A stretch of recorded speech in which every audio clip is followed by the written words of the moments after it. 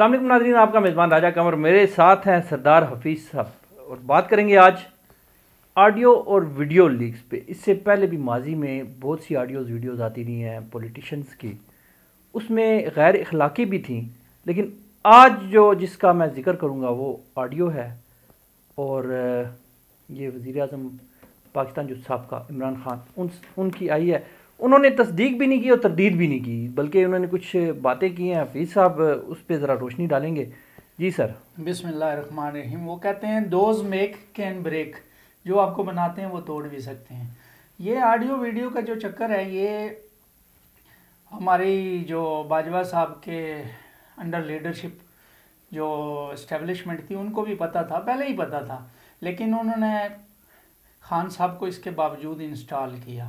Project Imran Khan جو 2011 سے تھا، اس کی مزید آبیاری کی۔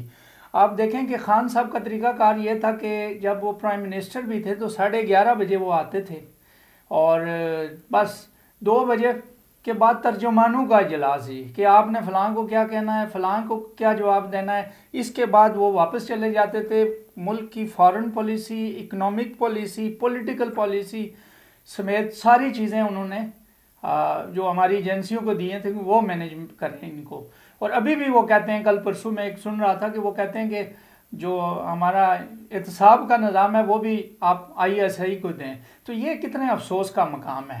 ایک تو وہ بار بار کہہ رہے ہیں کہ فلاں جی ڈرٹی ہیری ہے، وہ یہ کرتا ہے، مینجمنٹ کرتا ہے، یہ پولیٹیکل مینجمنٹ میں لگا ہوا ہے، اور دوسری طرف سے وہ اسی ادارے کو کہتے ہیں کہ یہ احتساب کا کام بھی ان کو دیں۔ یعنی ان کا جو اپنا ملکی سلامتی کے حوالے سے کام ہے وہ چھوڑ کے وہ اور نئے کاموں میں لگ جائیں۔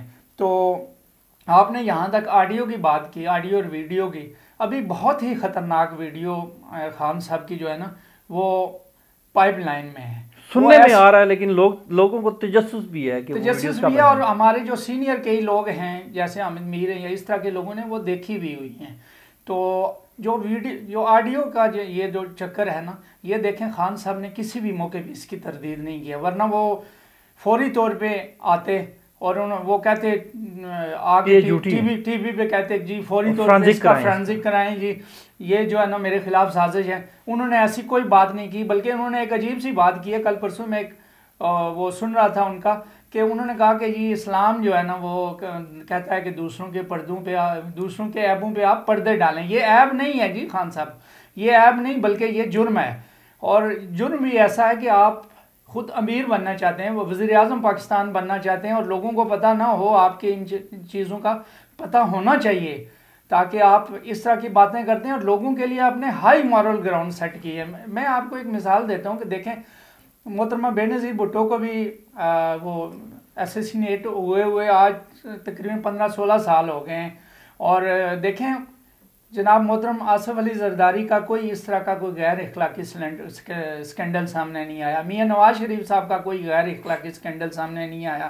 لوگ ویسے باتیں کرتے ہیں لیکن کوئی سکینڈل کبھی ان کا سامنے نہیں آیا۔ اخلاقی طور پہ وہ بہت مضبوط آدمی تھے، اس کے باوجود ان کی بیٹی مریم نواز، ان کا کوئی ایسا غیر نہیں، ان کا بھی کوئی ایسا سکینڈل کوئی پروف نہیں ہے کسی۔ ان کی جماعت میں مریم اورنگزیب ہیں، دوسری جو خواتین ہیں، کسی نے بھی اور ایسی دوسری بات ایک اور نہیں بات میں بتاؤں کہ PMLN کو یا PP کو جو بھی چھوڑ کے گیا ہے نا، وہ اپنی کوئی وجوہات کی بنیاد پر گیا ہے، اس نے کبھی کوئی ایسی بات نہیں کی۔ لیکن خان صاحب کو جو بھی چھوڑ کے گیا ہے اس نے کہا ایک تو یہ کرپٹ ہیں، اور دوسرا جو اگر کسی خاتون نے چھوڑا تو اس نے کوئی نہ کوئی ایلیگیشن لگایا ہوگا، جیسے عائشہ گل علیہ ہیں اور کئی دوسری خواتین بھی ہیں۔ تو ان کا ماضی بھی اس طرح کے سکینڈل سے ظاہری بات ہے، کیس بھی چل رہا ہے، ان کی بیٹی ہے۔ میں کہتا ہوں کہ ہر انسان میں خوبیاں خامیاں ہوتی ہیں، اور ہر بندے میں خامیاں ہوتی ہیں، لیکن آپ دوسروں کے لیے اتنا ہائی مورل سٹینڈرڈ سیٹ کریں، تو اسلام کی بات کریں، ریاست مدینہ کی بات کریں، اور آپ کا عمل یہ ہو کہ یہ کرتوت جو ہے نا وہ لوگوں کے سامنے آئیں، اور پھر بھی آپ اس پہ شرمندگی کے بجائے جسٹیفائی کریں، پھر اس کو جسٹیفائی کریں جی، اس کو اسلامی جو ٹچ ہے نا وہ دیں، جو جیسے قاسم سوری نے کہا تھا کہ اسلامی ٹچ دیں۔ تو یہ خان صاحب ہر چیز کا ٹچ ہی دیتے ہیں، ویسے وہ اصل میں ان کا عمل کوئی نہیں ہے لوگوں کے سامنے۔ اچھا، خان صاحب نے تردید تو نہیں کی، لیکن جو PTI کے کارکنان ہیں انہوں نے اس کی کہہ دیا کہ یہ سب جھوٹ ہے. یہ مثالیں دیتے ہیں حضرت عمر فاروق کی. میں آپ کو ایک چھوٹی سی وہ بتاؤں کہ ایک گورنر تھے یہ توشہ خانہ بھی سارا کھا گئے اور سارا کچھ کر گئے.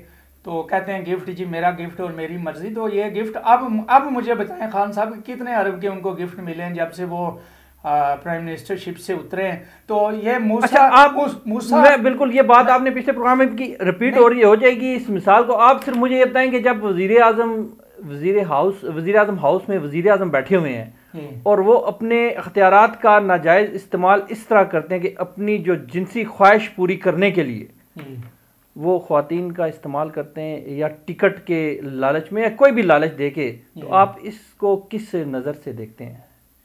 یہ دیکھیں نا, یہ بہت افسوسناک ہے. میں کہتا ہوں کہ ملک کے اندر بھی اور باہر بھی ہمارے لیے یہ کیا مثال ہے. کیا کہتے ہوں گے لوگ, ہنستے ہوں گے ہم پہ.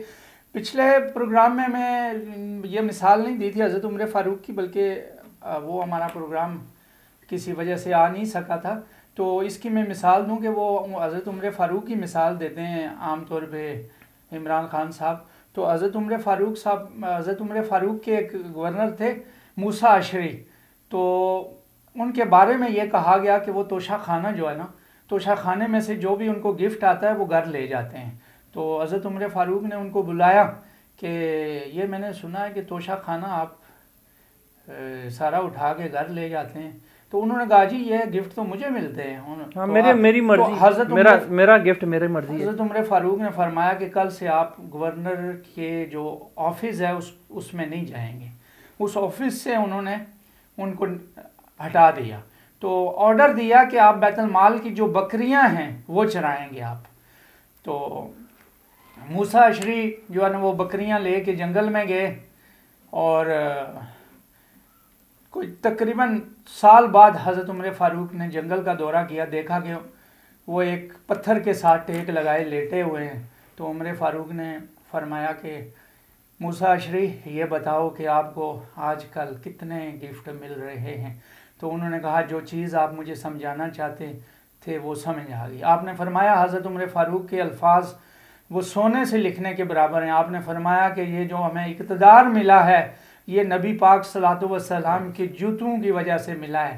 یہ ان کی جوتیوں کا صدقہ ہے جو ہمیں اقتدار ملا ہے, جو ورنہ ہماری کیا اوقات تھی کہ ہم اس منصب پہ فائز ہوتے.